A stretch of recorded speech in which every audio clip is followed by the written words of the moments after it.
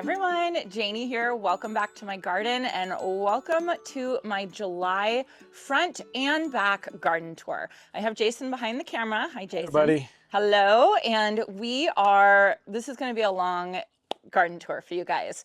So if you haven't been watching my channel, I spent the last 30 days transforming my garden. I did a challenge where I came out into the garden every day, put on my gardening boots. I did a daily routine and I did one focus garden task. And it was so much fun to come out every single day and not so much like try and finish a project, but more just give the garden a little bit of attention. And the idea came from a couple things, but it was definitely inspired by Sarah Raven's quote of little and often, taking care of your garden little and often, and that's what makes beautiful gardens.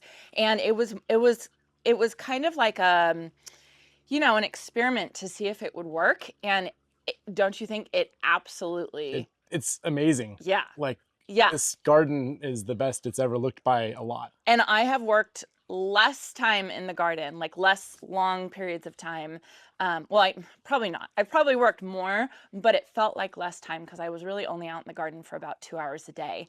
And as opposed to what I would do before is I would come out into the garden and plan to work 5 hours or 6 hours and get exhausted, and try and do a big project and then neglect other parts of my garden. So it's just been really, really fun. And this video is it's just to show everything off basically. So let's start. We're starting in the back garden, which is different. Usually we start in the front garden, but I have to say the back garden, it's looking so incredibly good. I have to warn you guys, I'm just gonna brag this whole video. So I think you should. I think you deserve to. I know. Jason was like, don't point out any of the bad stuff. Because I like to show you guys the good as well as the bad. But this video, I'm just gonna brag about everything and really show you guys how good everything's looking in my garden at the end of July, basically August, which is when the garden should really start fading. So if I did this challenge in spring, can you imagine like right? like in May. Yeah. Oh my God, I should do that next year. I should make a note and do that next year. So you know how pictures pop up on your phone in the memories section? Yeah. A picture of this right here in January popped up. I was on the roof over there and I was watching the guys do this stuff. So January, so 6 months ago, and it was like mud. Like there was nothing here. It was mud. It looked like a completely different garden. And it's just amazing what 6 months can really do. You know what I mean? Like the patio, the patio installation, I think was the biggest change because it gave us access to out here. Before we just had gravel and we had mulch back here. And so we really invested in putting a really nice patio and it just made all the difference in the world. So I have been, both Jason and I have been really focusing on fertilizing these annuals that we have planted in the berms here and spraying them with BT to make sure that the budworms don't attack them. And it's really made a huge, huge difference. All of the Supertunias are looking great. All of the Verbenas are looking great. And I absolutely love the color combination back here. But I do have to say, next year, I'm going to try something totally different, right? I was talking to Michael Glassman and he was talking about my color story back here. And I was like, oh, no, wait. I'm going to change that year after year after year, just like I do with my zigzag planter. Because that's one of the most fun things about using annuals is that you can change your entire color story. There are a couple perennials and shrubs, like I have the boxwoods here. I have my Stratosphere pink Gara. This is pink Picotee Gara. It's just finishing with its second flush of blooms for the season. And so I need to definitely cut this back. So hopefully maybe I can even get a third flush of blooms. But this is one of those plants that I think really shows the importance of deadheading. And that's one of the things that I've definitely learned throughout this challenge because part of my daily routine has been to deadhead one plant every single day. So that means I have 30 plus plants that I've deadheaded in the past month. And I have to admit, I've always been kind of lazy about deadheading. Deadheading is not my favorite thing. And I'm like, oh, let the plant do what it wants to do. And I haven't really deadheaded a lot. And it makes such a difference. Like that's another lesson from this challenge is that deadheading, oh my gosh, it makes such a huge difference in the garden, especially this time of year. So just, I know it takes a lot of work, but deadhead your plants. Monty Don says deadhead every single day. Try and go out into your garden and deadhead, especially your roses, every single day. And it just makes a really, really huge difference for the garden. And I'm definitely noticing that. Another thing that I've done in my daily routine was to plant one plant from my plant stash. I have a massive plant stash and I'm constantly adding to that plant stash and planting from that plant stash. And I really wanted to see if I could plant something, at least one plant every single day, to dwindle that plant stash as it goes down. So I've planted so many plants this past month, including this candy floss grass right here. This is a pink muhly grass. And it's starting to get its seed heads, which I'm really excited about because that is why you plant this grass, is you plant it for the seed heads that come out in the fall. And they, I think the name candy floss is perfect. It's like cotton candy basically. And I'm just really excited to see how that will look once it really, really starts taking off. I don't expect it to take off this year because I planted it in July, right? But next year it's going to be absolutely beautiful. So that's another plant that the color is going to stay that pink color, but I'm not going to get that pink color until fall. So even if I ended up planting something that completely contrasts with the pink color, I think it would still look really pretty, talking about the annuals that I would plant in this area. Over here is just a repeat of the other berm over here. When the contractors dug out the area to put the patio, instead of having them take all the soil and, take it away, we had them leave it here and leave berms kind of around the back property because our back property is so incredibly flat. It had no interest to it or anything like that. And so having the berms, I think, makes a huge difference, don't you think? I love the berms. I love the Yeah, berms. it's really, really nice. Yeah. It just gives it, I don't know, some change, I don't know how to say Interest. it. Interest, Just a little bit of interest. Yeah. It makes a huge difference. The only thing I will say about berms, though, if you plant in berms, it dries out a lot faster. So like we are noticing that on really hot days, some of the plants kind of suffer a little bit because it's just drying out. The water's draining really well, which is great for some plants.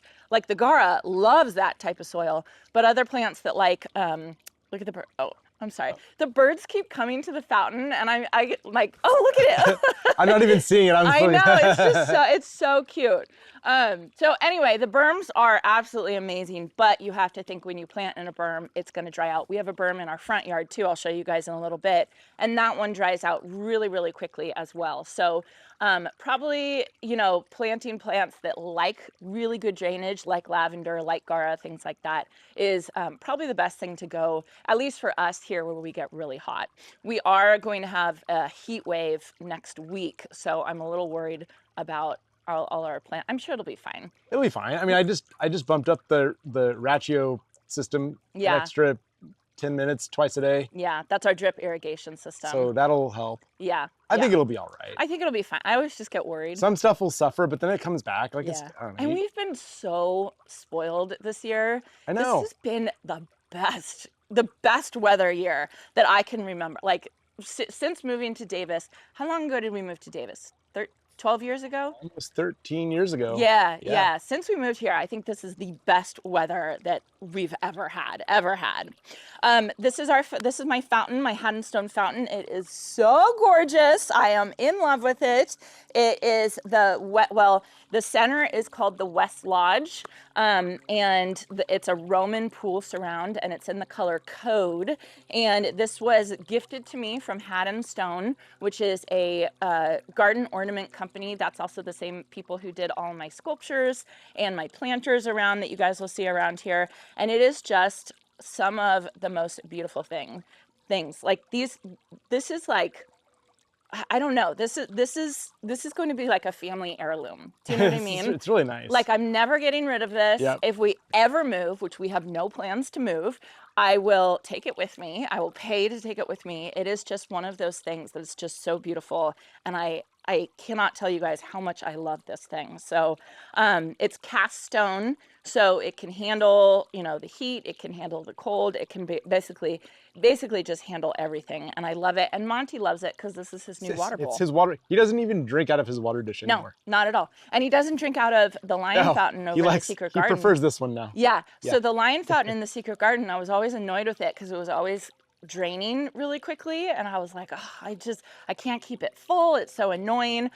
It's like overflowing right now. We have it hooked up to the drip irrigation, and that fountain like overflows now because he's no longer drinking out of that. He's only drinking out of this one. So it's really funny.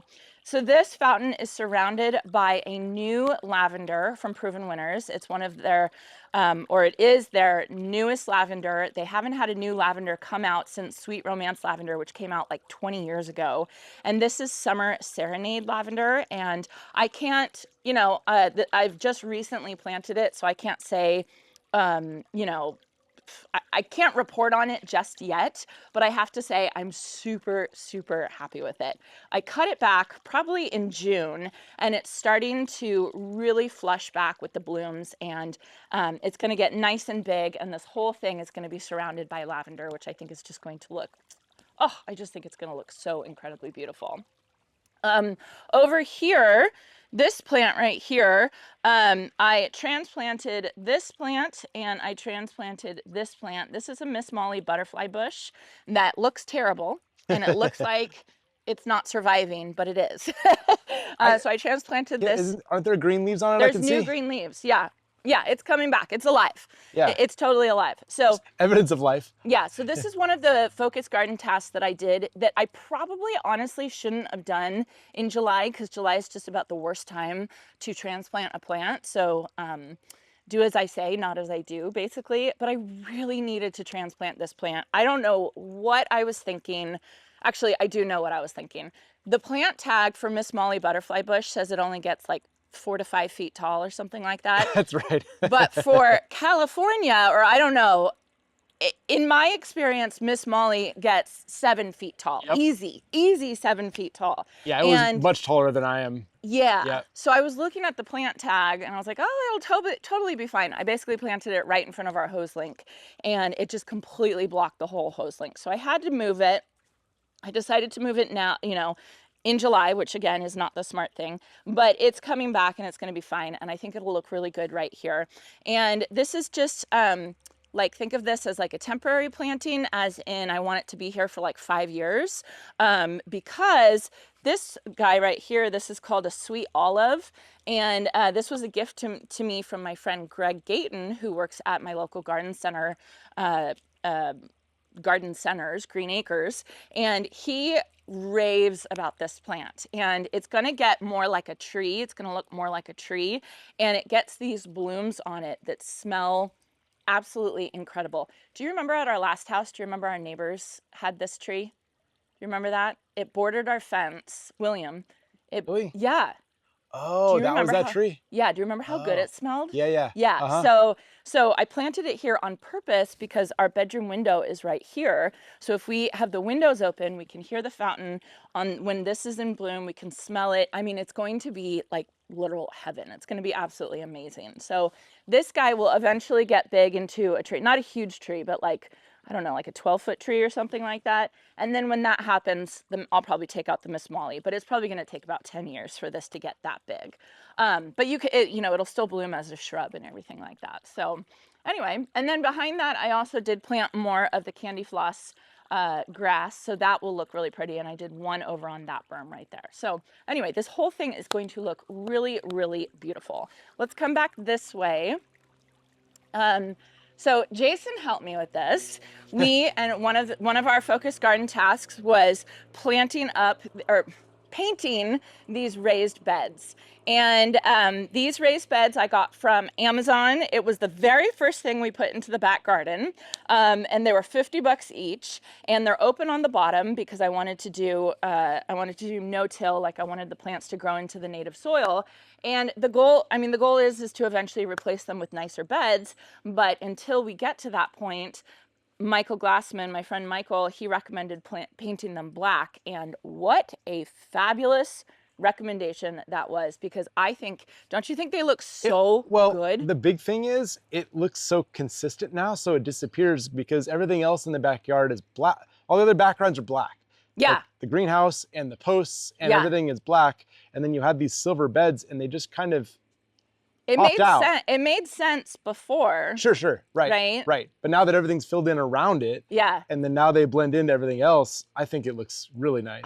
I just think it looks amazing. They do need another coat, and I will put another coat, but Here's the thing, standing back looking at it, you can't really even see tell. it. I know. Somebody left a comment and was like, if I was a betting woman, I would bet that you don't do a second coat. I saw that. And I was like, you know me too well.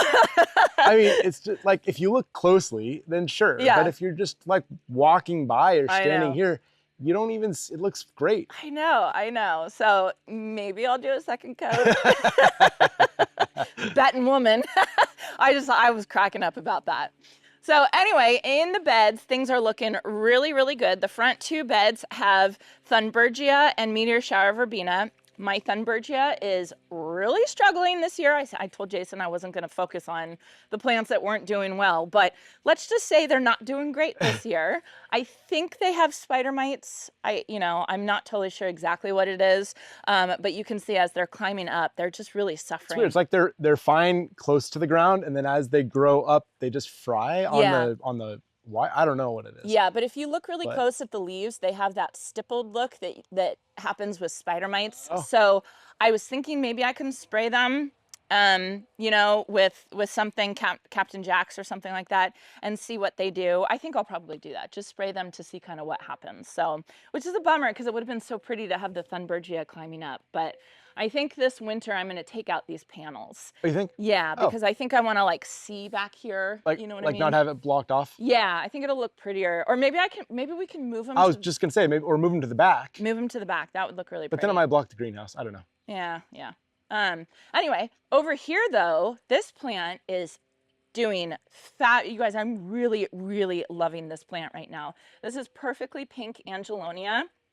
It is such a gorgeous plant. I am just loving it so very much. I love looking at it. I sit in my office and edit and turn my head and look out. There's hummingbirds, there's bees on it. It is just such a beautiful plant, and the color of it is gorgeous.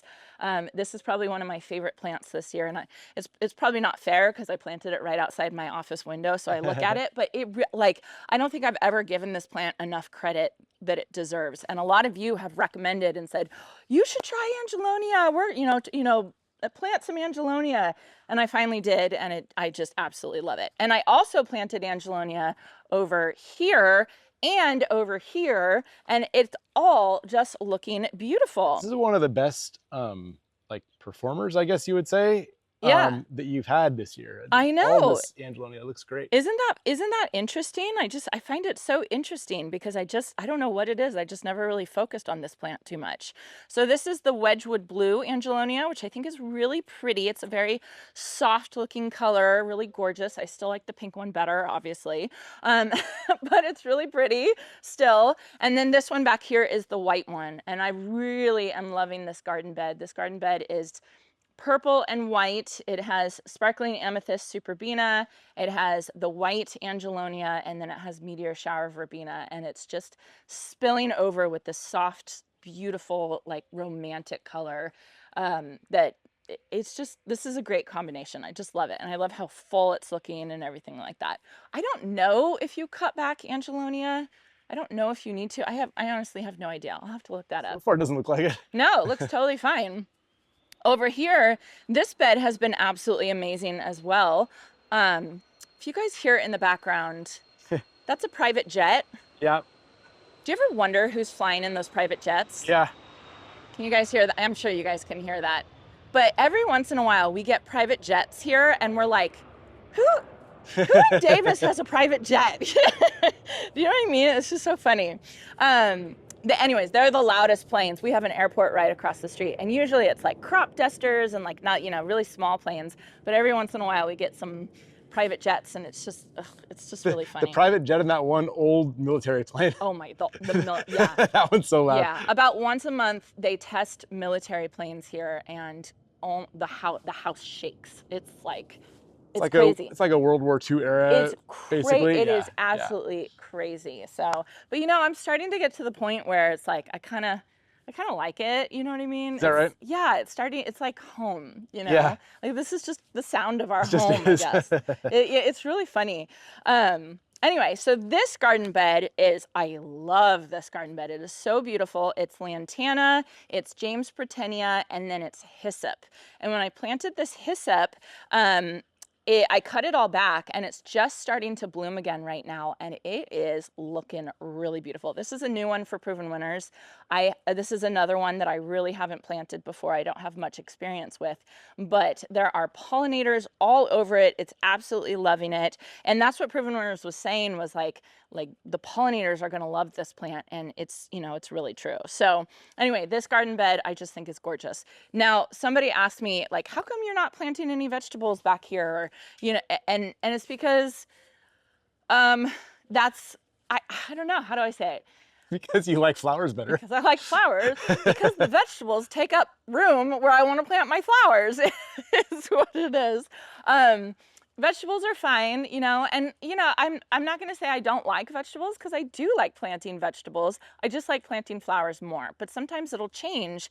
Like, I'm not super into cut flowers right now. Do you know what I mean? Like, it's just not something that is really floating my boat right now, so I haven't planted cut flowers. And that's the cool thing about gardening, is there's so many different avenues that you can explore in gardening, and we all have our own likes and dislikes and all that kind of stuff. I'm just really into these combinations right now this year. Like, this has been so fun for me to plant like separate gardens. Like, I might even do it again next year. I don't I mean, know. especially when you have sort of dedicated spaces that don't stay the same year after year, Yeah. you can play with it and do what you want. Yeah. And next year, if you wanted to do a bunch of vegetables, you could, or if you want to do cut flowers, you could. Yeah. And so Yeah. you just have flexibility, you Yeah. know?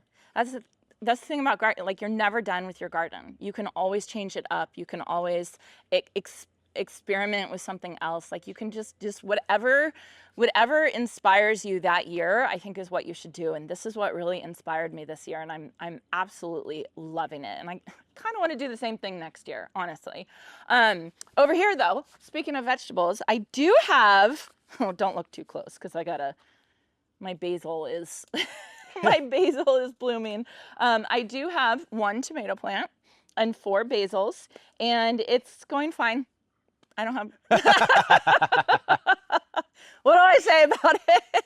Honestly, I planted this really late, so we haven't gotten much tomatoes yet. I think I've eaten 1 tomato off of this plant right so far. But I haven't been paying so much attention to it. So yeah, okay, we'll just move on. Over here on either side of the greenhouse, I planted my Easy Scape planting. I worked with Proven Winners Perennials, Walter's Gardens, and they have a really great program called the Easy Scape Planting Program, where they create collections of perennials and a couple shrubs, and they basically have a solution for every part of your garden. Whether you have deer, whether you have shade, whether you have tons of sun, whether you don't have a lot of water, you can find a collection that they recommend to you. And they asked me to make a collection, and so I did, and I called it my jewel box garden. And I just picked a bunch of plants that are jewel toned colors, because I love color in the garden, like the perfectly pink angelonia. I love the bright jewel toned, really saturated colors. It just, to me, I just think it's so beautiful when you can see flowers from all the way across the garden, and you're like, whoa, what's that? And then you kind of make your way over to whatever the color is. So that's what this is. It's just starting to fill in now. This is not part of it. This is something different. So don't look at that.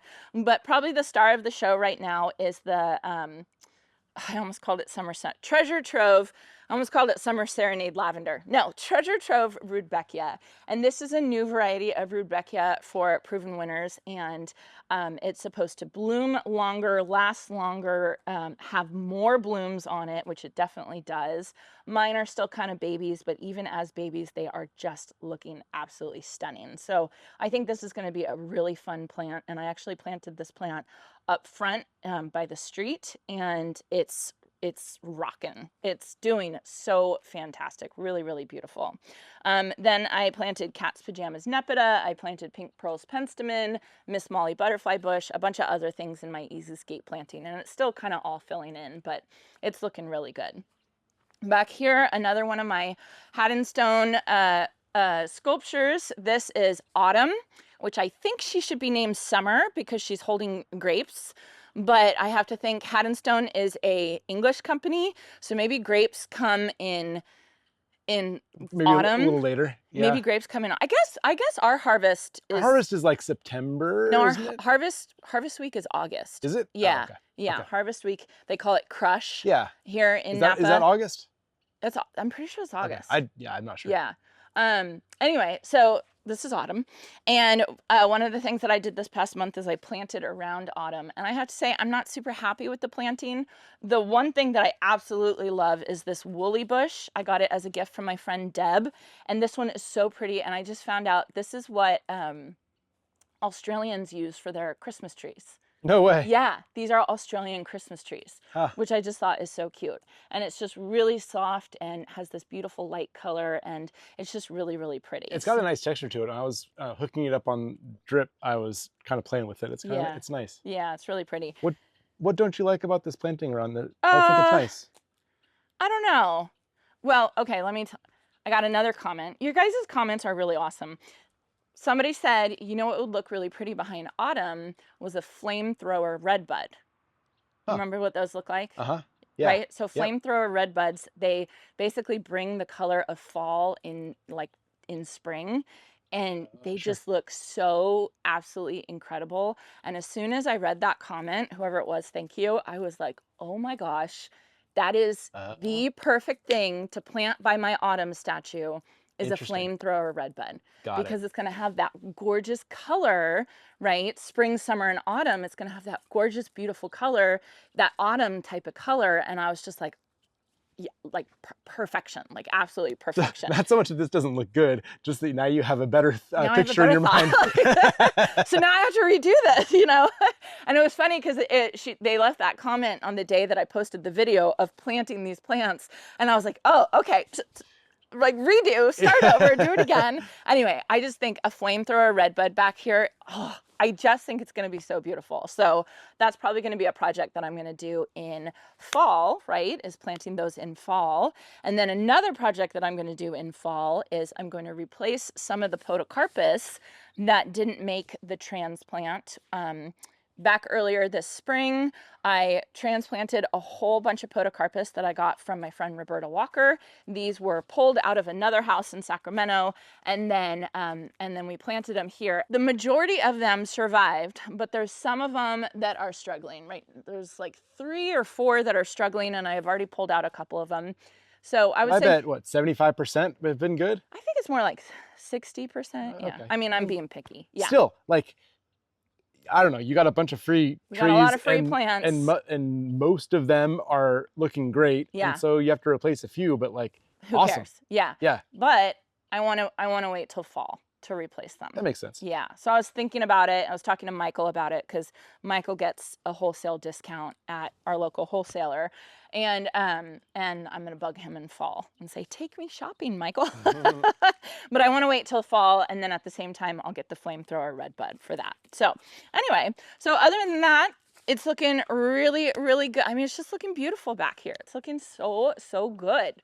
So over here is kind of the same thing. Another plant or tree that we transplanted during that same time was this olive tree. And this olive tree was the one that I was most worried about. So was I. Yeah. But no concern at all. It's fine. Yeah. Like, it is so totally fine. Olive trees seem to be pretty tough trees, I guess, huh? Yeah. I don't know. This is like tough as in like tough to kill. This was like such a gift because to buy something like this. Oh my gosh. Right? That'd be very expensive. It would be like a couple $1,000s, I would say. Well, I don't know. Maybe I'm exaggerating, but it would be very expensive. It would be a chunk of change. It would be very, very expensive to get something like this. And so I was gifted it and put it in. I think it was New Year's Day that we did this. Was it? Yes. Oh, okay. Yeah. totally fine. Yeah, Yeah. So looks awesome. I love this tree. I'm so happy with it. And I'm so happy that it handled itself, you know? Okay, so back up over here, I missed a couple things up here.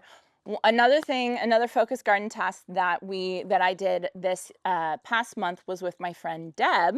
I actually had a handyman come and install window boxes, shutters, and trim around the windows right here, which is the same kind of grouping that we did in the secret garden, and I absolutely love it. And then when my friend Deb was here, she just came from San Diego to visit.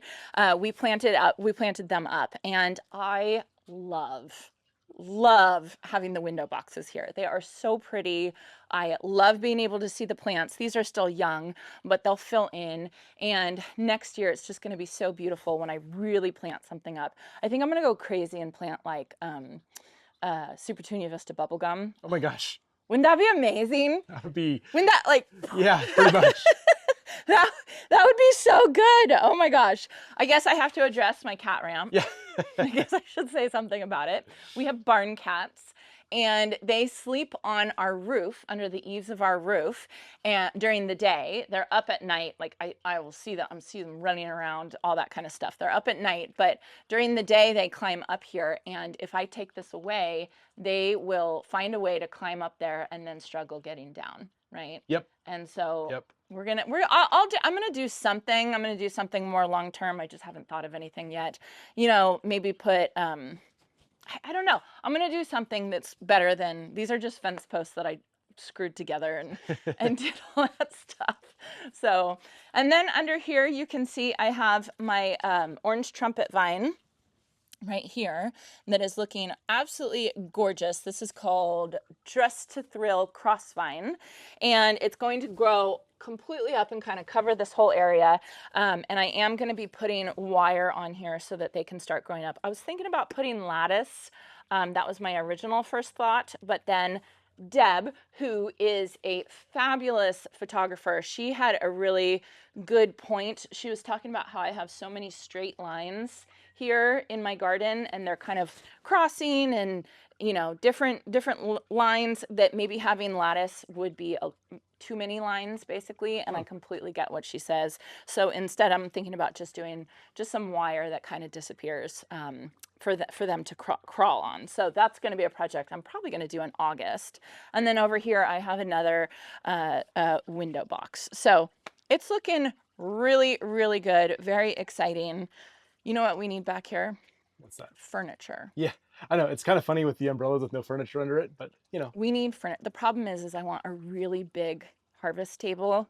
Oh. Like a really big one. Gotcha. Do you know what I mean? Yeah. So I have to like bite the bullet and purchase that. Decide, basically. Yeah, I think I've already decided which one I want. It's just. Sorry to interrupt. Do you want to talk about that beautiful pot over there? Oh yeah, I missed do. That. I do. I do. I thought you might like this one. Yes, I'm loving this pot. So this is the Gothic planter from Haddonstone. It's another piece that I got from Haddonstone. This is in the terracotta color, which is absolutely gorgeous. It's so beautiful, and I'll show you guys the heritage planters that I have in front of my office in a second, but it is absolutely beautiful. And I planted purple fountain grass and then artemisia, and then I did have a collection of supertunias in here, and for some reason the supertunias kept dying. Like all three of them died one after the other. It was very strange. Huh. So I ended up planting these dahlias in here, which need to be deadheaded. But the dahlias are doing great, right? They're perfectly happy in here. So I don't know if it was just the supertunias that I bought or something, but I ended up liking this color of dahlias. This is called Pinkerific Dahlia, and it's just looking absolutely gorgeous. So this is another one of those plantings. Like, I'm not going to leave this grass in here. I'm not going to leave this artemisia in here. I'm going to change it around. And then right in front of here, I have a line of boxwoods, and this is another set of plants that I got from that transplanting. And they actually, this house actually has about 80 more boxwoods.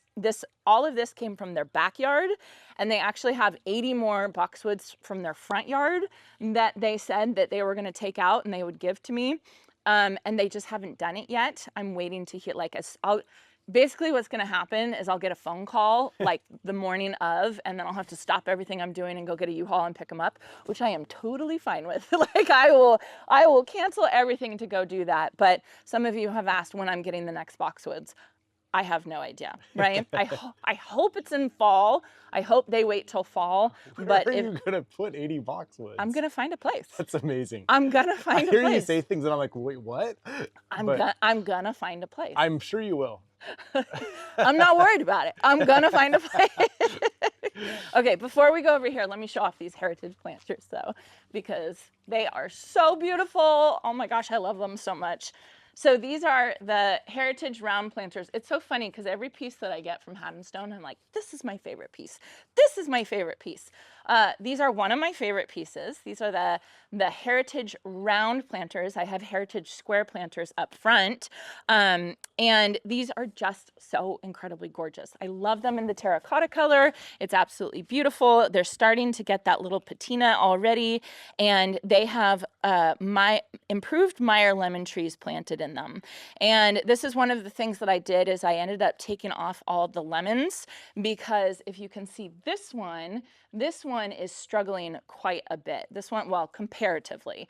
And I think because this root ball fell apart as I was planting it, I think that that's part of the problem.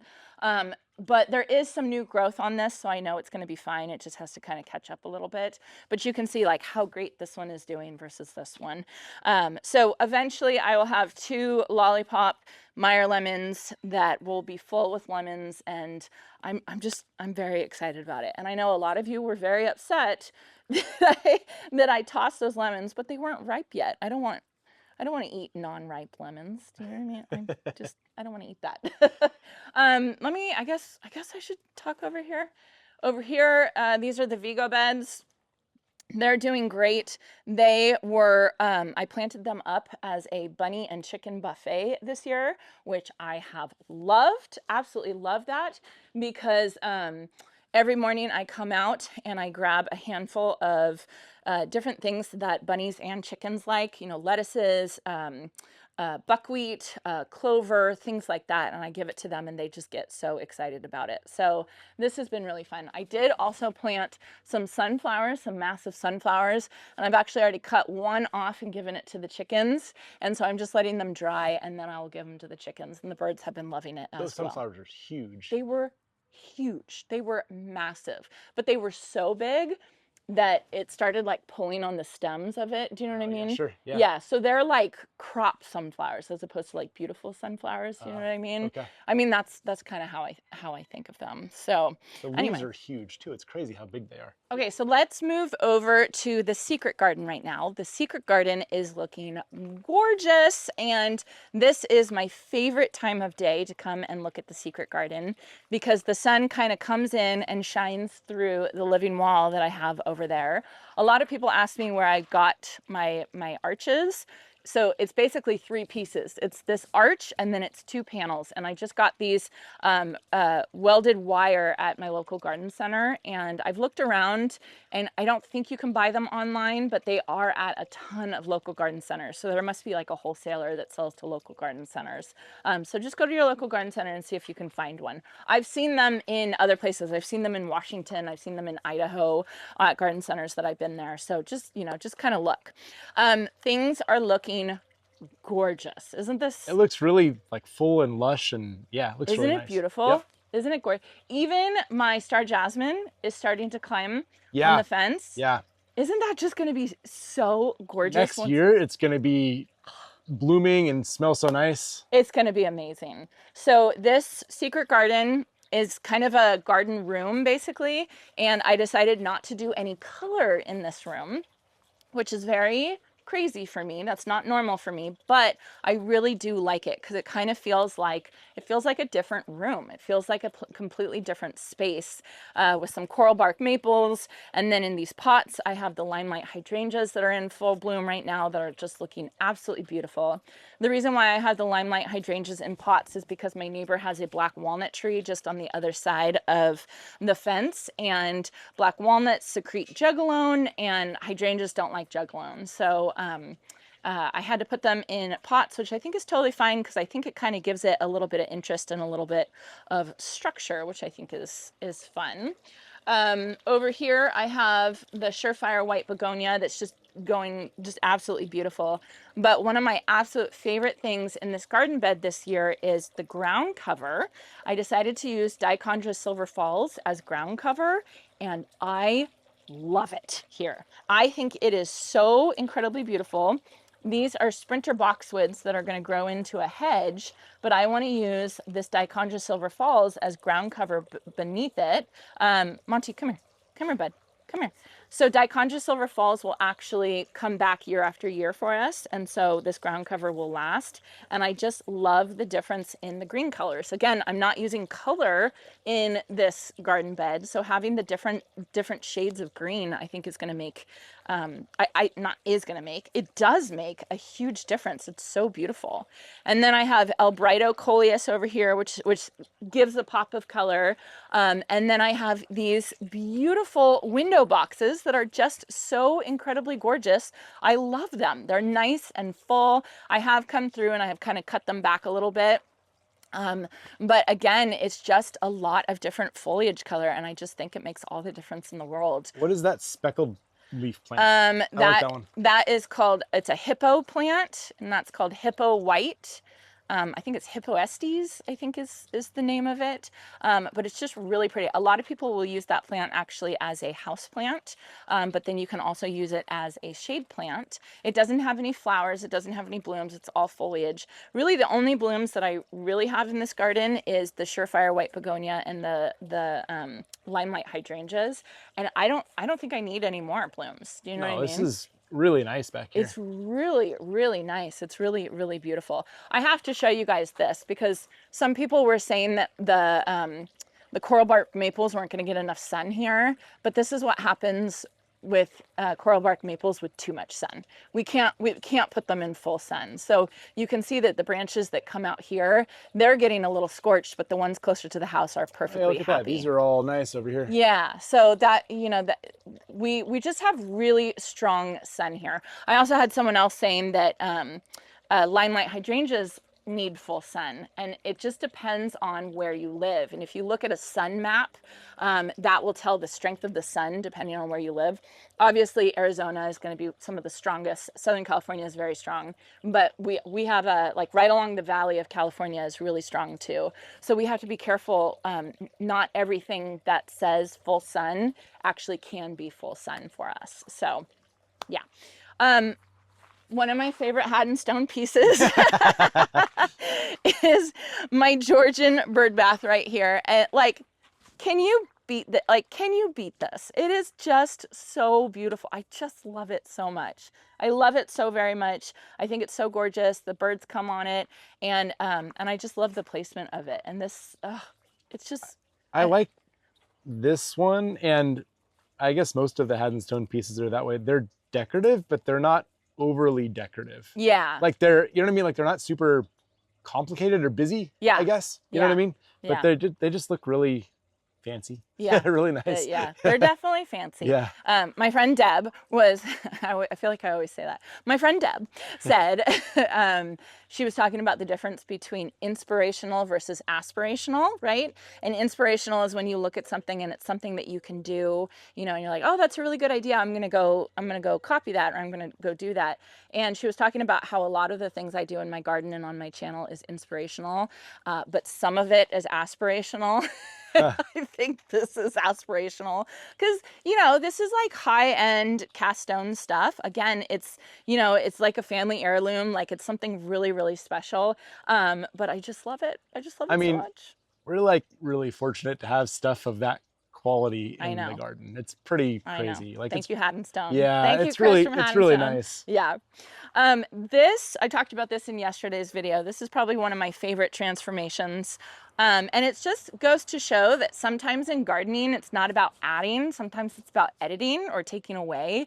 And that I have to say, I haven't gotten to that point in this property until now, right? I haven't really gotten to the point of even thinking about taking things away, because when we first moved in here, there was absolutely nothing here. And like, I go back and I look at videos from when we first moved in, and I would plant like 4 or 5 plants, and it's like, cool. It was like a drop in the bucket It was like back then. awesome. I would like Yeah. have a really tight shot on everything to like not show anything else. But now it's finally getting to the point that I can really start editing and even think about taking things away. And I planted pink cashmere superbena, which I love that plant. It's an absolute gorgeous plant, but these had been in for, it was their 3rd year, and it was just time to take them out. And I'm actually really glad I took them out, because I like how open this is with the mulch and everything like that. I just think it looks really pretty and really fresh. And I think I probably will add like a ground cover or something here. I think Myoporum, I think I'll add here. But I want to keep it a little bit simpler, a little bit, as Laura from Garden Answer says, a place for your eye to rest. You know what I mean? Because we don't have grass here, I think I do need some places that that you can have your eye rest a little bit. So anyway, I'm just loving this area, and the girls helped me mulch it and clean it out and all that kind of stuff, and it was just a really, really fun day. So You know what's fun about this too is I'm standing here, like just this view specifically. yeah, It's really pretty. it is. And it's all filled in, and I don't know, it's crazy. Like, what, it's going to be in a couple of weeks, it'll be 3 years that we've been here. I know. Right? I know. And like, if you would have stood here before, you would have seen pavement and dirt and weeds and a couple of palm trees and a propane tank. and a propane tank. Yeah, there's a huge propane Yeah. tank in the center island. But so. like yeah. Yeah. You should be very proud of all of this. Thanks, This is pretty babe. cool. That's very sweet. You should too. You've done a lot of the work I mean, too. yes, but it's all like your ideas. It's all your. Well, and Michael's idea. It's true. Good point. But Some of Michael's too. Got to give him credit. But no, I mean, like, yeah, it's all your like brainchild and Yeah. your, you know what I mean. So I don't know. It's pretty cool. I dug a bunch of holes and hooked up some drip, but Yeah. you know. Yeah, no, it's been really fun. Yeah. Thank you for saying that. I appreciate it. So right here, this is a why do I always, it's a blue Lebanon cedar, angel wings. It is growing, you guys. Yeah, I just noticed that the other day. Yeah, I just noticed that the other day how much that thing has grown. It is there is so much new, there's probably 6 inches of new growth on it. And it used to be that it would kind of like lean over a little bit and not, you know. Yep. I don't think I even need a stake anymore. You know what I Yeah, mean? you may not. It is such a cool plant. It's from Isley.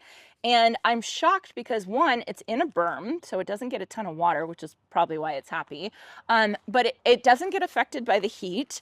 It is just such a happy plant, and I am just absolutely love it. It's just the coolest, weirdest thing, basically. Come over here because I really like this view right here. And behind here, you can see my iceberg roses. And this is just another example of, hey, deadheading actually works. Like, Yeah, those look great. right? Don't those look good? And I've really been focusing on deadheading them this year, and they look absolutely fantastic. They look absolutely beautiful. And my white vinca is looking really beautiful too. So everything's looking great. This is my Star Jasmine Espalier that's looking absolutely gorgeous. This is the time of year, and then it starts to get, you know, a little bit full, a little bit loose, and I'll come in and kind of tighten it up a little bit. I didn't get to up here because there was a wasp nest, which is still there. There's like a giant wasp nest right I'll get there. it. I'll knock it down. No, don't get it. Why? Let the pest control. You're going to get stung. I won't get stung. I'll get it. Okay, so anyway, I'm going to stay away from the wasp nest. But over here, let me point out the Platinum Beauty Lamandra. This is a plant that I do not touch. I do not do anything with this plant over here, and it just looks fantastic all the time. Now sometimes I might come in and cut it back. You can cut it back. Michael cuts his back sometimes. But I just love how cool this plant is. And this is one of those plants that if you want no maintenance, if you want to do absolutely nothing, this is a really, really great option. So this is Platinum Beauty, and then there's other varieties as well that are really great. And I just love it. Let me show you guys the front real quick. So these are my heritage planters, my terracotta heritage planters that are just so beautiful. And then I have my topiaries right here that are going to have ivy growing up them, which is going to be beautiful as well. I don't know if you guys noticed, but we actually changed out the windows we used to have like these weird frosted. It was like privacy glass. It was privacy, but it was like icicles. You Yeah. know what I mean? Right. It was just, I don't know, it was really strange. And we changed it out to be clear glass, and it made such a huge difference because we will sit in the living room, drink coffee, and look outside and enjoy the view of the garden and look at the birds and all that kind of stuff. And it just is really, really beautiful, and I love it. And it wasn't that expensive to It do that. wasn't. It wasn't that expensive just to replace the panes. And Yeah, um, yeah, sitting in the living room, you can look out because that's where we sit most of the time. yeah, And so drinking coffee, now, yeah. yeah, so now you can look out and see the garden. And then it also, there's a lot more light that is let through. So Yes. it's brighter in the living room than it used to be Yes, too. yes. And But I really like light houses. I like really bright houses. And this house is a ranch house. And the whole point of a ranch house is to not have a bright house because you want to protect it from the, you want to shade it from the heat and everything like that. So we're kind of fighting that on our with our house a little bit, but that's okay. but especially now that we have such a nice garden to look at, it's really nice to be able to look out the windows and see it. Makes a huge difference. Yep. Yeah. All right. So zigzag planter, looking amazing. Yep. The Those grasses are giant. they're insane. They are so, but here's the cool thing about them is they're not giant. Right. They're not giant. Right. They're giant. Do Yep. you know what I mean? Yep. So these are totem pole panicums, pretty sure they're panicums, from Proven Winners. They are supposed to get 6 feet tall. I don't think they're quite 6 feet tall, but they are just the coolest grasses. They look so neat, and they almost create a wall. Like they're filled in enough that like you really don't see in and out very much, which is, a little bit of a bummer because I like looking out from our dining room and I like looking out for everything, but you have to kind of like adjust yourself so that you can see through the grasses. But having the wall is, it's more worth it. Do you know what I mean? It's neat. It's really neat. Yeah. I can't decide if I'm going to leave them next year or not. This is the point in the season when I have to start thinking about next year. Yeah, yeah. Isn't that Start crazy making to plans. say that? Yep. Yeah. The garbage truck is coming, so you guys are going to hear that in the background. Yeah, I actually, because I have to put in my order, so I work with Proven Winners, and they provide plants that I can trial in my Zone 9 garden, but I have to decide what plants, like now, basically, what plants I'm gonna use. So for this year, for the zigzag planter, I decided to do sparkling amethyst superbena, saffron finch supertunia, and then diamond frost euphorbia. And the combination is just so soft and so beautiful, and I think it really looks good with the soft blue of the totem pole grasses. I just really love this combination, and I think the only thing that I would do differently is I would add in Dichondra Silver Falls as a spiller. I think I probably should have done that. I think it would have made it look even more beautiful, right? Yeah, you've done that before, right? Yeah. You've had that before. You know what Not else that is, it really needs it. I know it spills over some anyway. So Yeah. I don't know, but I mean, yeah, sure, that would have been nice too. But Yeah. Not that it you know totally what? needs You it. know what looks awesome standing here is the hanging baskets Oh, yeah. back there. It's like this big globe of white. It's amazing how full that is. Yeah. So these hanging baskets are Supertunia Vista Snowdrift. Did I say it right? Sounds right. Yeah. Supertunia Vista Snowdrift. I always get Snowdrift and Whiteout mixed up. Supertunia Vista Snowdrift, and then I do have some White Angelonia, and I do have some Diamond Frost Euphorbia that really you can't see any of it. It's really just the white Supertunias, which is fine. I'm totally happy with it. And I even planted less in these hanging baskets than I have in previous years. Supertunias are crazy. They're just they just nuts. go nuts. They're just so nuts. It's absolutely crazy. So, and then in these 3 white pots, which I really do want to switch out one day, but I don't know. They're fine for right now. These have heliotrope. These have Fragrant Delight heliotrope in them, and they have come back, and they just look beautiful, and I deadheaded them. I actually deadheaded them pretty early on in July in my 30-day challenge, and they're blooming again, and they're looking deadheading works. Deadheading makes a really big difference, and we all should be doing it as gardeners. It's hard because it's like weeding. It's not my favorite thing to do, but my friend Raphael, who owns Park Winners, a garden here close by me, he thinks of it. He always talks about like appreciating, like, oh, I I get the opportunity to come out here and deadhead my flowers, like being thankful that you get to do jobs like that in the garden. And I really should start thinking of it like that, as opposed to like, oh, deadheading. So thank you, Raphael. These two pots right here, I ended up taking out some super bells that really just weren't, super bells just don't work as well for me. I took those out and I put some dichondra silver falls, and I think that that was definitely the right thing to do, because these guys are just looking so beautiful.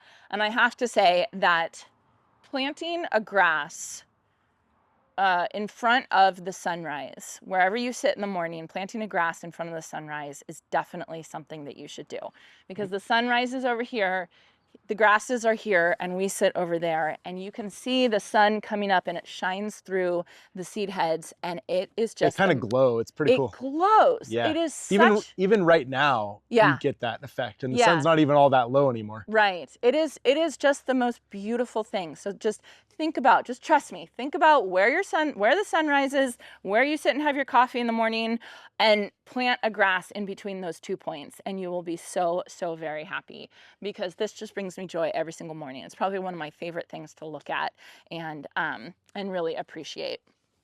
Over here, this is an area I kind of cleaned up. This area, I still want to mulch it and everything, but I took out some other things, and I planted cat's pajamas nepeta, so that's starting to fill in a little bit. I do have this American ginkgo that looks a little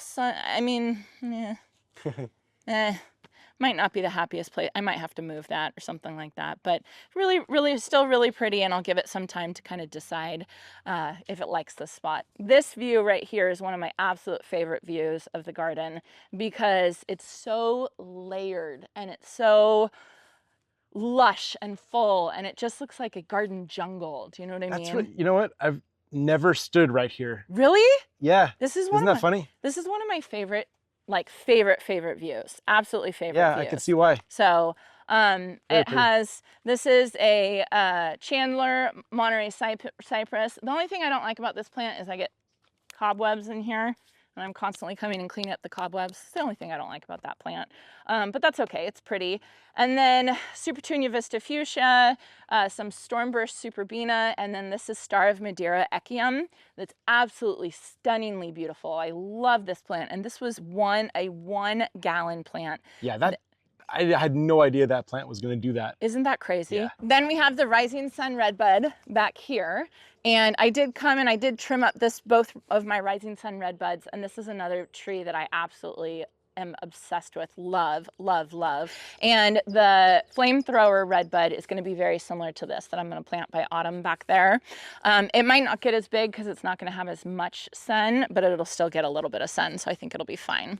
Over here, this is my bougainvillea. This is my variegated orange Bambino bougainvillea, which is really fun. This is all the new growth right here.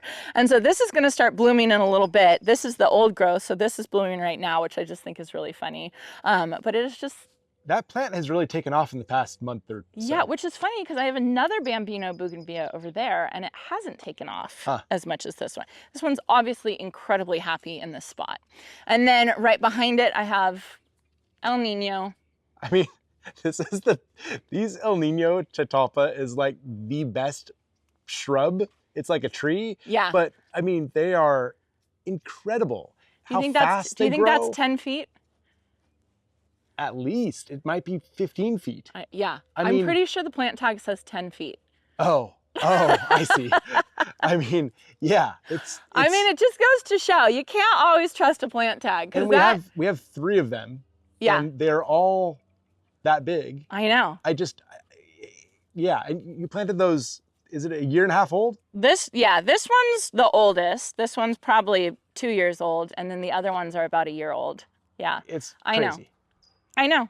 It's just so incredibly beautiful. Yeah, I absolutely love it. And I feel bad for those of you that they don't grow as well because I know they don't grow as well in everybody's garden. You know, even when I was in Texas, this is a really common plant in Texas, and they're really beautiful in Texas, but they're more, they're not as lush in Texas, I would say. They're thinner. you know? Interesting. And yeah, I don't know what it was, but mine are just like so lush. They're just Yeah. gorgeous. Really, really beautiful. And then underneath there I have some buddleia. I have Pugster blue buddleia. I have this whole grouping of Helen von Stein lamb's ear that I propagated from another grouping over there, which, you know, free plants, amazing. And then my crepe myrtles have been so beautiful all July, June and July. They've been gorgeous. They're just starting to come to the end of their bloom period, which is a bummer, but But is that a bunch of new buds I see on there? yeah, we'll get like basically they do a huge flush of blooms, like one huge flush, and then they kind of bloom a little bit for the rest of the season, just a teeny bit for the rest of the season. But they are so, so gorgeous. They're one of my favorite trees. We have them all over town. So you know that they're gonna do absolutely beautiful for us. Here's another thing that is nuts. This is one plant. Yeah, those are awesome plants too. This is one plant, you guys. This is one Medusa Black Ipomea from Proven Winners. I mean, it's taking over the Supertunia. I was just gonna say that. It's actually it's outpacing the Supertunia, which is saying something, because that doesn't happen. And there are some Ipomeas that will outpace Supertunias, but I did not expect this one to. I don't know why. I just did not expect this one to. But it's really, really pretty, and I'll show you guys. I have it over by my Cleome as well. But this is really pretty. I think I'm gonna cut it back because I look out the window and I'm like, oh, what's that in the driveway? You know, it's dark, you know, like, Gotcha. it's like, what is that? And so I think I'll cut it back a little bit probably, but the center island is looking absolutely gorgeous. I am loving this.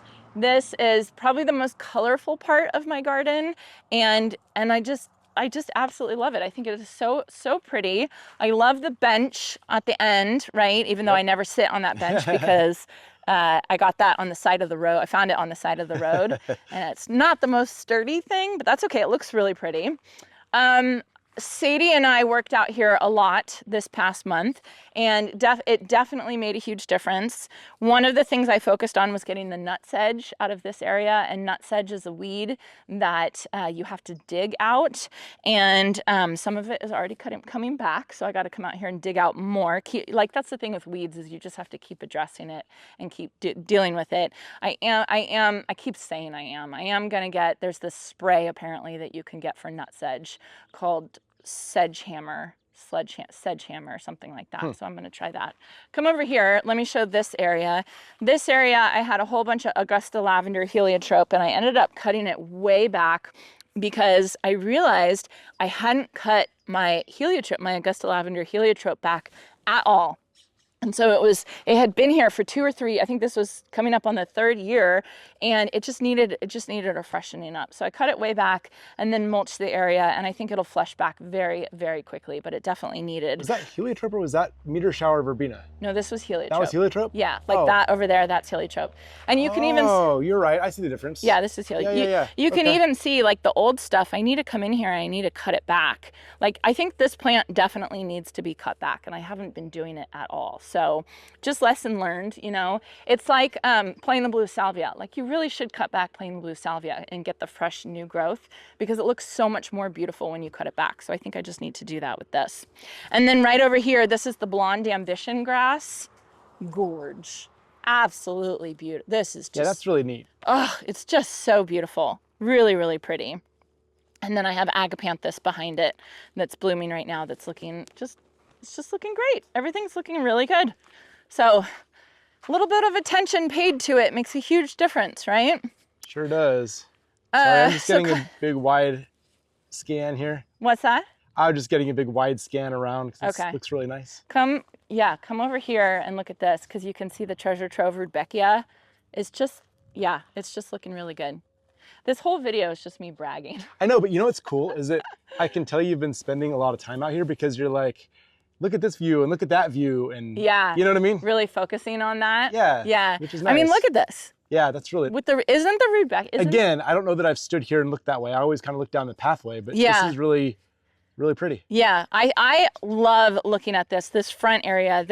Earlier this year, there was really nothing here in the front area, and I started adding a little bit to it, and it just made such a difference. That was part of my daily routine, adding plants in my daily routine, I came and I planted these plants, and the Rudbeckia is just looking absolutely beautiful. It's funny because the first summer that we were here, I had Rudbeckia planted up here and I loved it.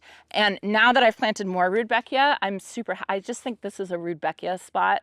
I should call this the Rudbeckia bed. There you go. Right? Because I just think it looks so good. It looks so good. Okay, I don't want to miss the orchard garden. Our fig tree is nuts. Yes, it is. It is so nuts. It is so crazy.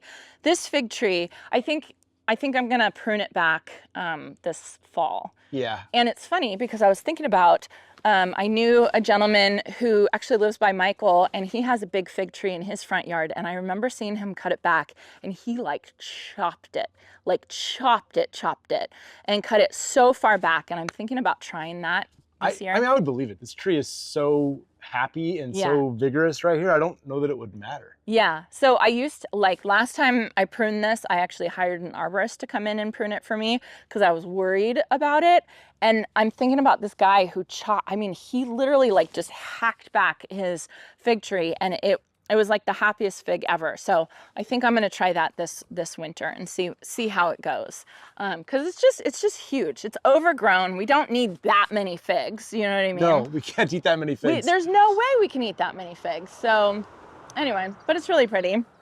This I just did a couple days ago. I had 2 Sweet Romance lavenders, and I ended up replanting them up by the street. And I ended up planting 2 boxwoods that used to be in the secret garden right here. And doesn't this look good? Yeah, it looks nice. It needed a little bit of formality, I think. And then over here is going to need a little bit of formality as well. It's very loose. I haven't paid any attention to it.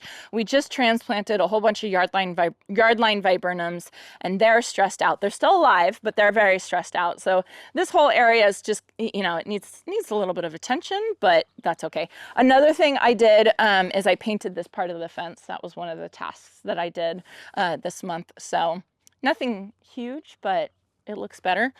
Right here is where that Miss Molly butterfly bush used to be, and you can see it's right in front of the hose link. So it just was absolutely the wrong spot. And I've noticed as soon as I took it out, my plumbago it took off, huh? It took off. It's getting way more sun. It's super happy. And it's just a beautiful plant. This is a really common plant for us in this area. So it's looking really good. And then my white pillar Rose of Sharon is looking really good as well. This one is going to get absolutely matte. It's going to get is that right? Like 15 feet tall. Oh, wow. Yeah, it's going to get absolutely huge. So it's really, really pretty. And then coming over this way, it's so funny because it smells so good over here with the figs. Yeah. Can you smell that? Yeah. Right? It's just it smells like summer to me in this garden bed. So over here, I cut back a lot of this plain the blue salvia, and it's already flushing back and looking really fresh and new. And this is just goes to show that cutting things back and taking care of things, it makes a huge difference, right? Because it looks so fresh as opposed to kind of flopping over, right? Which is how it was looking before. Over here, my chiclet orange Tacoma. Gorgeous. Absolutely gorgeous. That's a cool plant. I like this plant. Isn't that gorgeous? It's so pretty.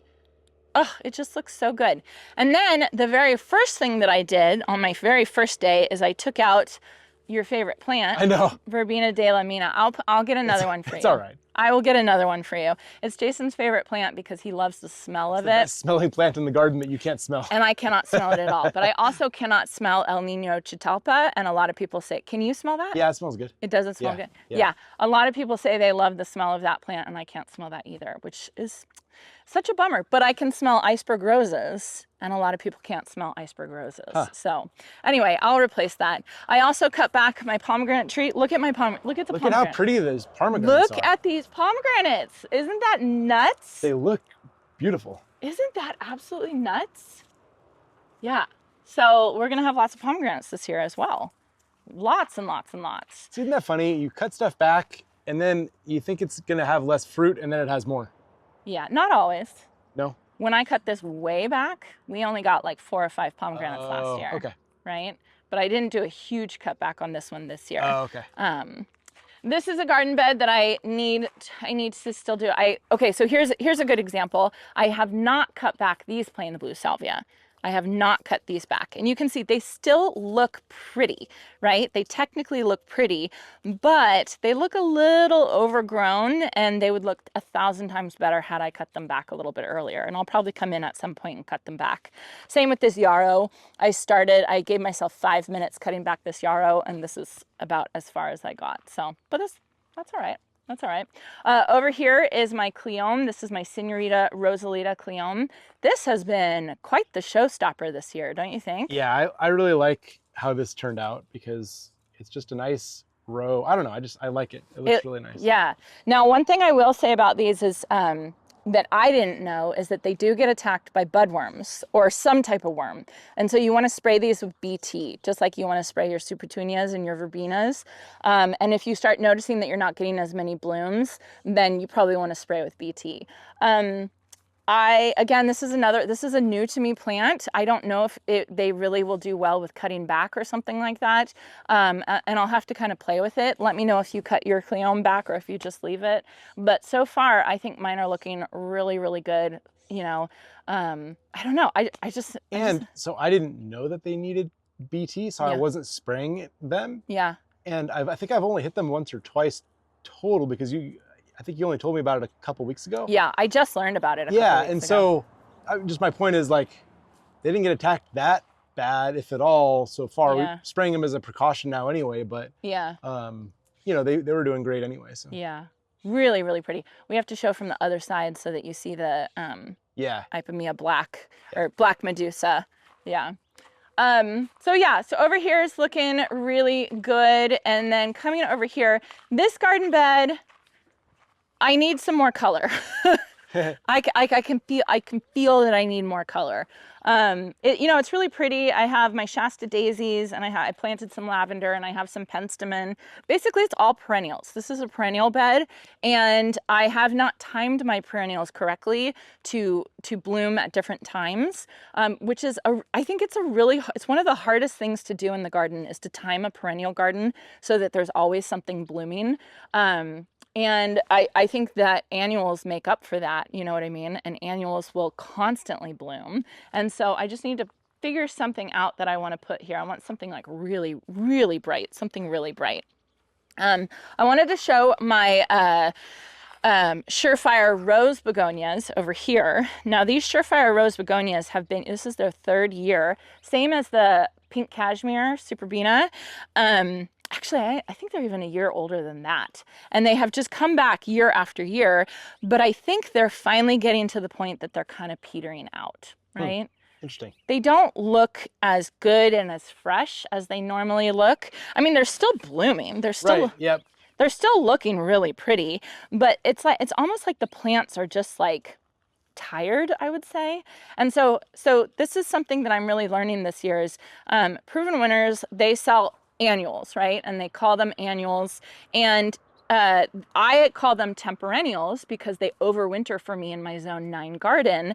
And, awesome, I get more than 1 year out of them, and that's great. But I think it gets to a certain point. I mean, all plants have a lifespan. At some point, even the longest living plants is going to die, right? That's why everyone loves peonies, because peonies' lifespans are over 100 years, right?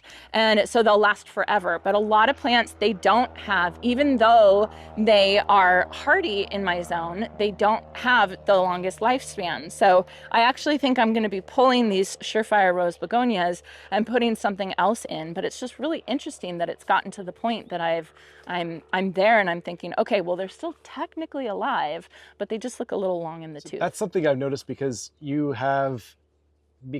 got so much space to cover. Yeah. There, you haven't wanted to pull plants that you've planted, like you said, until recently. Yeah. So you've been pushing plants to last longer, so we have more things to look at in the garden. Yeah. Yeah. But then now you're seeing what the limits of that, yes, where you would have never seen the limits of that before at our other house because you would just replant things anyway. Yeah, I would pull annuals out, right, and not even try and overwinter it. So it's interesting because at first I was like, yeah, why wouldn't you leave that in forever? Yeah. And then after a couple of years, like, oh, that's why you don't leave it in forever. This is why you don't leave it in forever. Yeah, so right? it's just interesting. This is why. Yeah. they still look fine. Do you know Sure. what I mean? Yep. Like if I was busy, if I didn't work for Proven Winners and get extra plants, I probably would still leave them in. But it's just really interesting to note that although they overwinter for me, there's still a lifespan to all of these. The other thing, like you just reminded me when you said that, last fall and winter, I did no garden cleanup, none. I didn't Oh. pull anything. I left absolutely everything on purpose because I Yeah. wanted to see what would come back. Right. And a lot of it did come back. Some of it didn't. A lot of it did come back.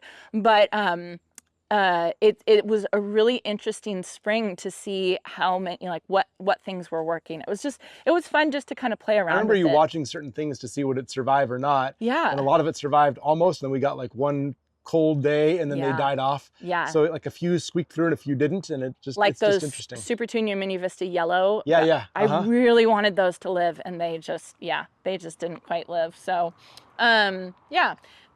Are these Baptisia hooked on drip? I don't think so. Okay. Then that makes sense. Yeah, I think, oops, sorry, my camera was off. I think that we were gonna pull them and then so I pulled the drip off. Yeah. And then, I don't know. Yeah. We were maybe undecided and then I don't know. So this is Baptisia. This is banana cream Baptisia. And Baptisia is one of those plants that it's another plant that I just don't have a lot of experience with.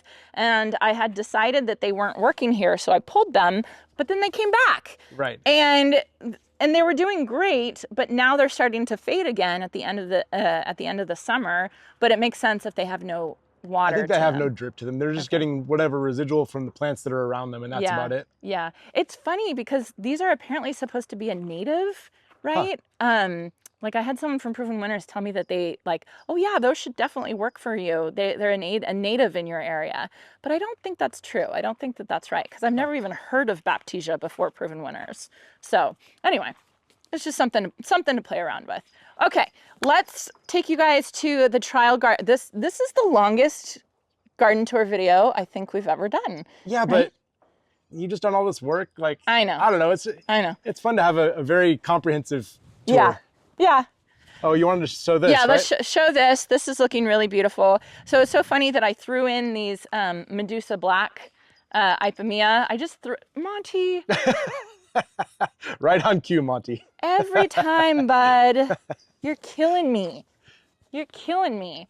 So I threw in these Ipomea Black just on a whim.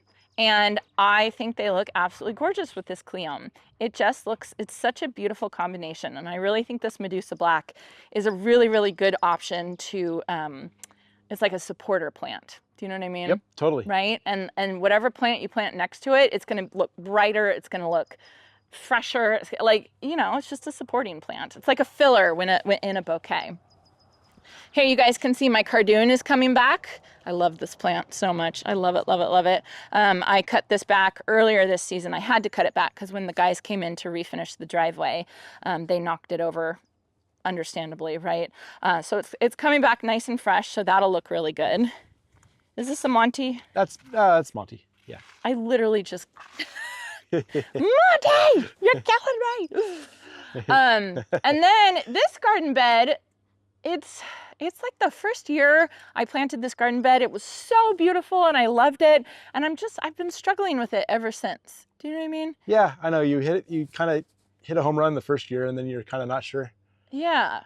I think I'm gonna like rip this whole bed out and start over again. Yeah. Which is, I mean, that's not a bad thing. You know what I mean? Like it's not a bad thing, but I absolutely loved the first year of this garden bed. I'll throw in a picture right now. And I keep trying to get that same thing back, but it's just not happening. So, over here is my Heptacodium, my 7 sunflower tree, and I limbed it up this past month and I love it limbed up.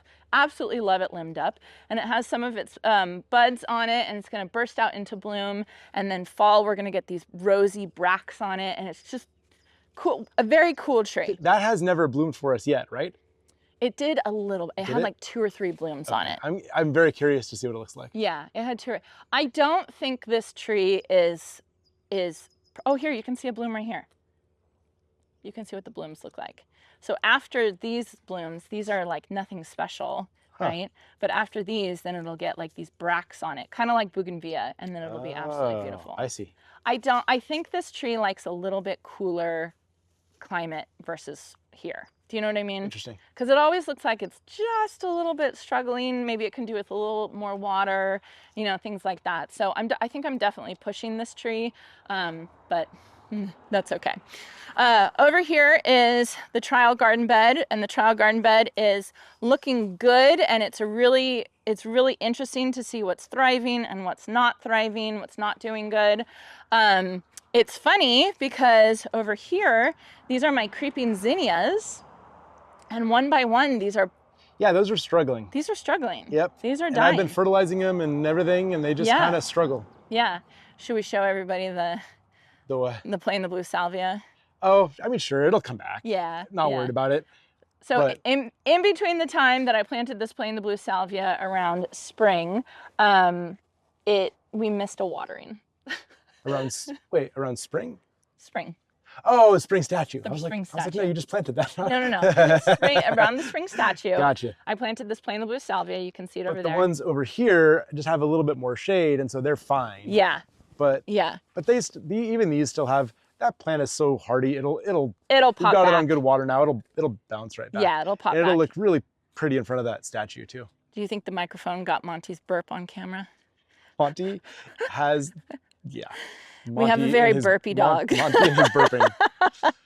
Okay, so something that looks gorgeous and has looked gorgeous all season long is Supertunia Mini Vista Pink Cloud. This is a great plant, you guys. If you want this color in kind of a small, like you can see how small it is. This is just 3 plants. It really is a beautiful variety of Supertunia Mini Vista. And you can see the small blooms on it. That's another interesting factor of this plant.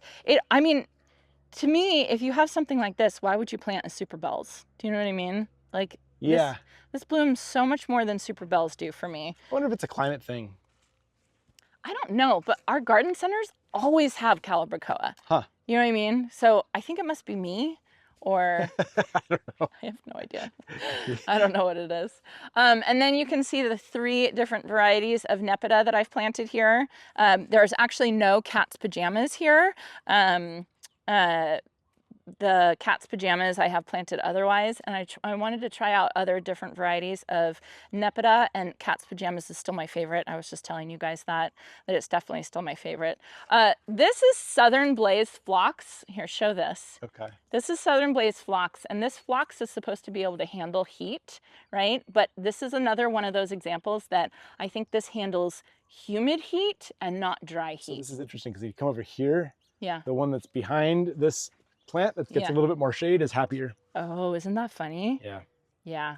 So and the ones that are the one where there's the most sun is the least amount of blooms. yeah. So I mean, it's really interesting, and that's the whole point of this trial bed, is to try plants and not get frustrated if they don't work, right? And you know, like, this is my job for Proven Winners, is to try these plants out in zone 9, and I can say, hey, this Southern Phlox, or this Southern Blaze Phlox, this is a no-go, you know? And so I'll tell my local garden centers, like, I don't think you guys should provide this plant because, you know, it's hard to be successful with it. So another thing that Jason and I worked on is we put our privacy panel up, and this, it's not the classiest thing, but it definitely helps with our privacy, which is really what we need until we can afford to get a better. I don't know. I'm not worried about classy. I'm not either. It's a chain link, like, rolling gate. You can't make it. Yeah. It's not classy to begin with. I don't think, in my opinion, it's just a gate. It's just a functional gate. Like, whatever, you know. So we ended up putting this panel up for a little bit of privacy, and it just feels better to have this up. Yeah, There's just something about it, right? Yeah, no, I'm glad you like it. Yeah, I'm excited for the girls to see it. The girls are at my parents' this week, so they haven't seen it yet either. Then over here, lots of beautiful structure, beautiful plants. I cut back my weeping buddleia over here, and that's starting to flesh out in another set of blooms. Again, the showstopper is the Supertunia Vista bubblegum. Still the king or the queen or Do you the know whatever they're you want coming to call out it. with a new version? Of bubblegum? Yeah, bubblegum 2. For what purpose? I don't know. I think it's like the fading of it. It's supposed to help with the fade. Like if you look really close, there's some of the old blooms have faded a Like they little. turned like a lighter pink, Yeah. and they're trying to not let it do a lighter pink. Like, how do you improve on I don't something know. that's so amazing? That's literally the best. I don't even know. Yeah. Yeah. I think it comes out next year, I think. I don't Huh. know. Don't quote me on that, but I know there's a new variety of bubble gum. I will be very interested to An see that. improved variety. That's one of the reasons why I think Proven Winners is as successful as they are, is because they don't rest on their laurels. They're constantly working on plants and improving plants, and they have an R&D department that they're like constantly working on making their plants better and better and better. And I think that that's so cool. Like I just think that that's, Yeah, the fact that they would even attempt to improve on this plant. why would they I don't even know bother? why would you bother. You know, but cool. I mean, that's great, you know. So I want to get a little closer to that Oh, hibiscus bloom. That's really yeah. pretty. So that's Ballet Slippers, Summerific Hibiscus. Really, really gorgeous, beautiful, love it. Oh, I totally forgot I planted that sunflower right there. I completely forgot about That's that. fun. Oh, that'll be really fun. And then a nice big nice big weed.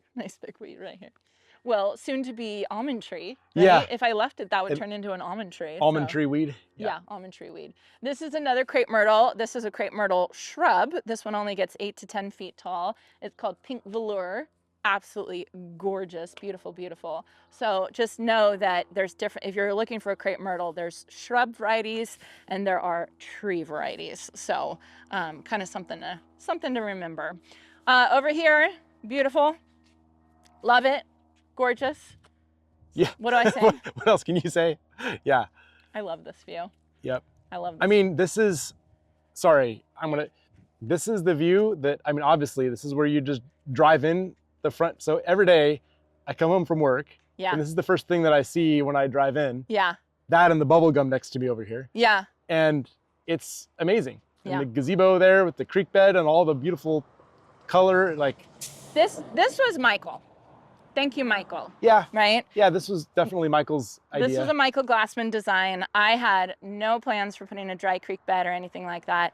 And this was all his brainchild of having it right here. And he was so right about this. That's why I mean, if you can even just get a consultation from a landscape designer, it makes such a difference. Yeah, just the ideas that you wouldn't have thought of. Yeah, because I'm not a designer. Do you know what I mean? Like I have a lot of people that will say like, oh, can you come over to my house and do this? I'm a gardener. Do you know what I mean? Like yeah. I like plants. I like talking about plants. I like thinking about you're plants. really good about the color combinations and knowing which plants will bloom when and all of that. But then when it comes to the structure stuff, it's nice to have help. When it comes to pathways, really like dry creek beds, patios, things like that, I know my limitations, basically. So those of you who are good at that kind of stuff, I'm very impressed. I spend way more time focusing on the plants because that's honestly what I love. So anyway, come on over here. This long border, it's looking really good. Everything's kind of filling in. My Wichita blue juniper is I just love this. I want another one. Yeah. I'm gonna get another one of these. That plant. I should make a tree list. We should have another tree fall. Was it 2 years ago? Yeah, I think so. We had tree fall and we had a big delivery of trees come and planted a whole bunch of trees. It took forever, but it was really, really nice. And I think we need a tree fall times 2.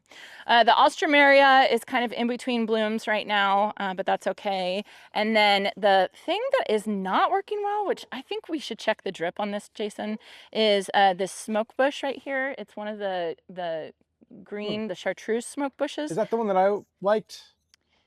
Yeah, it is. But look at how crispy it is. It shouldn't be that crispy. I think we should. I'll have to check the drip. Yeah, we'll check the drip on that, definitely. It's so funny because there's so many plants, it's easy to miss one that's struggling. Drip is such a pain. It's just, I mean, well, drip is a pain, but it would be impossible to hand water. So, well, yeah. Or overhead water or whatever wouldn't work. So, I mean, you need the drip, but there's just always, who knows, emitter gets plugged or clogged or whatever. I mean, there's just always something it's a constant battle. Should we talk about the meadow? No. I don't know if you want to. Meadow is a work in progress. Just Okay, turn I'll around turn and around. show it. Yeah, just real quick. Meadow's a work in progress. Some of it is not working very well, and it's got way too many weeds on it. So the other half, though, is working beautifully. And so we're just, again, we're having trouble with Well, but watering. we know why. Yeah. I mean, there's still when you first planted the grass on that end, on the far end, Yeah. we had drip line down, Yeah. and so that gets consistent water all the time. Yeah. And then we Over decided here, there's this drip, right, inline emitter tubing, right, and we decided to start using the sprinkler over on the other side, and which out. was fine. And then we let it. You wanted to cut it back and let it die back a little bit. Yeah. But then it allowed the weeds to come take over, and it didn't really come back very well. Yeah. So I think we just need to keep it like put what is that? The larger drip that you wanted that we got. Yeah. And just keep the whole thing irrigated, and we won't waste so much water with the overhead watering anyway. I know, I hate the overhead water. I know, I don't love it. Yeah. And then it will, I think once we get it set up right, and then maybe we reseed it a little bit, I think it'll be fine. You know, I think this is a fall project. Yeah, you it's know what not. I mean? It's nothing we have to worry about right away. Yeah, I think we should just let it go. Like, keep watering it. I mean, the weeds are green, so it looks fine Yeah. if you stand far away from it. But you know, it's the type of thing that we're having to figure out how to exactly make it work. I think the whole I really like. I know not all of you like the meadow. Some people have informed me that they don't like the meadow, and I get that. That's okay. But we really like the meadow. Plus, the meadow is. We don't have many options for that spot. Right. So it's over our leach field, and a leach field is by your septic tank basically, and it has really, really horrible drainage. It's really hard to grow things over a leach field. So we don't have a lot of options. And you can't grow anything that has big roots because it will break the septic tank. The pipes that leach the whatever. Yeah. It'll grow into that, clog it, and then the whole system will need to be replaced. Yeah. And I don't really want to dig up our septic system anytime and soon. we're not having regular grass. That is it's just not going to happen on a well. Right. So anyway, that's okay. We will figure it out. Not everything's perfect, even though we're bragging. So then coming over here, just real quickly, wrapping it up, we have the 3 containers that I was just calling don't they look like Easter eggs? Yeah. 3 Easter eggs. They're looking beautiful. And then go past my dirty car. But if you look at my the 2 pots over here that have the bougainvillea, they are happy as a clam.